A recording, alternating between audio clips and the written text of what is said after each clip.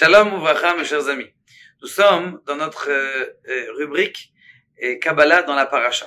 Regardez quelque chose de très profond que nous avons écrit ici dans le Zohar et dans le Sefer Alikutim du Harizal. Il pose la question, comment ça se fait que Sarah, la pauvre, elle a attendu 90 ans pour avoir son fils et que Abraham, il a attendu 100 ans pour avoir son fils. Ah, vous allez me dire, mais attendez, 100 ans, il a eu un fils avant. Il a eu à 86 ans, il a eu Ishmaël. Donc il a eu des enfants avant. Mais maître, la question qui se pose, c'est pourquoi avoir attendu autant de temps pour avoir des enfants? Il n'a pas prié, quoi. Il a attendu qu'il fallait prier. Ça, c'est la question qu'on doit élucider.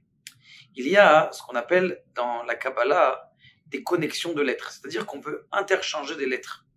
Il y a ce qu'on appelle la connexion qui s'appelle Atbash, c'est-à-dire que la première lettre, elle va avoir une connexion avec la dernière lettre de l'alphabet. La deuxième lettre avec l'avant-dernière lettre de l'alphabet.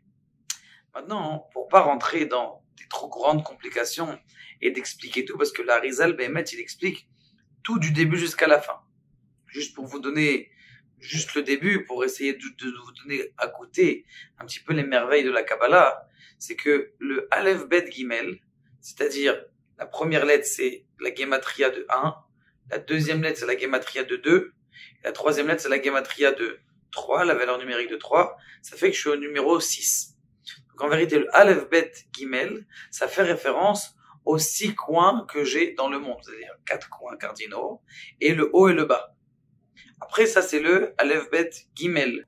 C'est les 3 premières lettres. La 4e lettre, c'est le Dalet.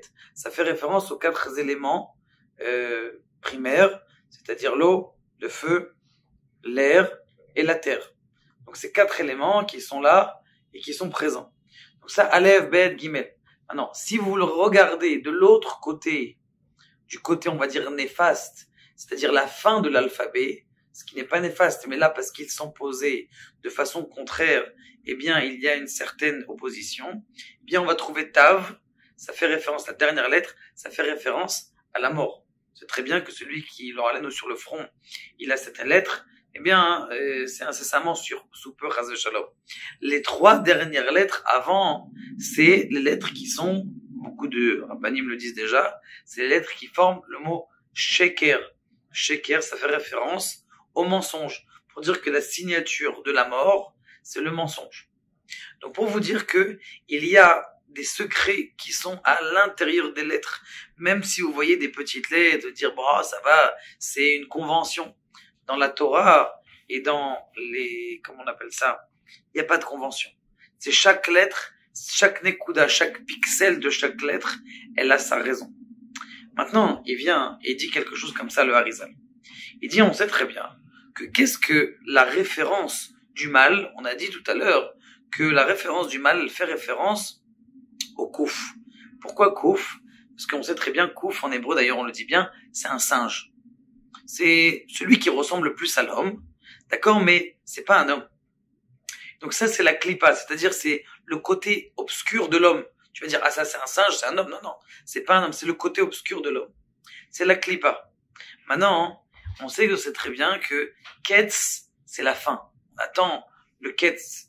Mais la fin, c'est pas bon, on n'aime pas la fin des choses. Maintenant, la klipa, elle veut manger le tzaddik. C'est quoi le tzaddik? Regardez la forme de la lettre tzaddik. La forme de la lettre tzaddik, c'est 2 têtes comme ça.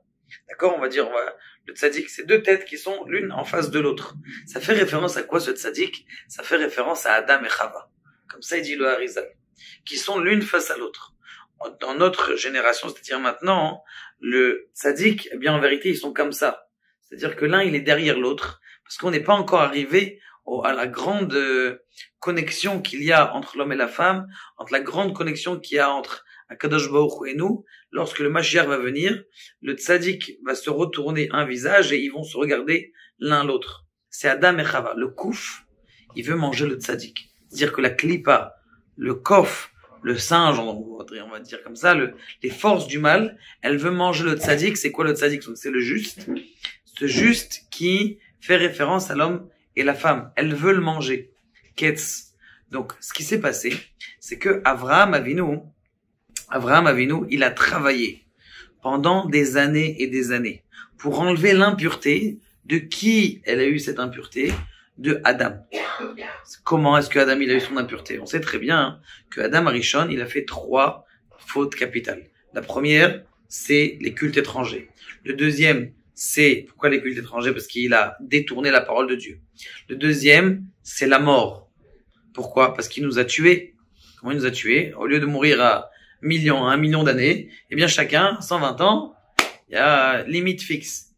Et Gilou Yarayot, on a expliqué une fois que la faute d'Adam Arishon, c'était une mauvaise relation qu'il y avait entre maintenant.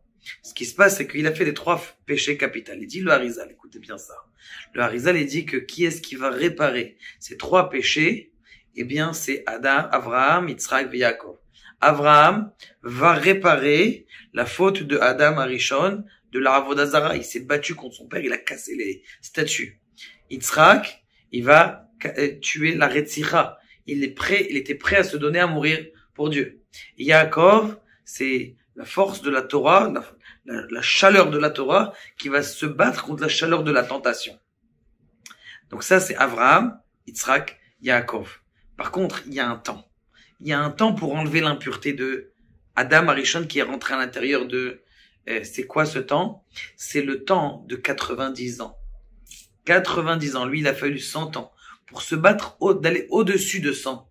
On sait très bien que 100, ça fait référence, on a dit, au kouf, à la klipa, aux valeurs du mal, mais et donc, ça va au-dessus de ça. Lorsqu'on va au-dessus de ça, eh bien là, maintenant, il peut avoir un enfant. C'est pour ça que Ishmaël, à quel âge il a eu? 86 ans. En vérité, il n'est pas considéré comme le fils de Avraham Avinu. Pourquoi est-ce que Ishmaël n'est pas considéré comme le fils de Avraham Avinu? Parce qu'il a eu avant qu'il s'est purifié. Il a eu avant qu'il s'est purifié.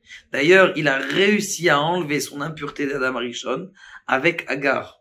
Grâce au fait qu'il s'est marié avec Agar, eh bien, elle a tiré cette impureté-là et ils ont eu un enfant. L'impureté est partie et maintenant il a pu avoir Yitzhak à 100 ans.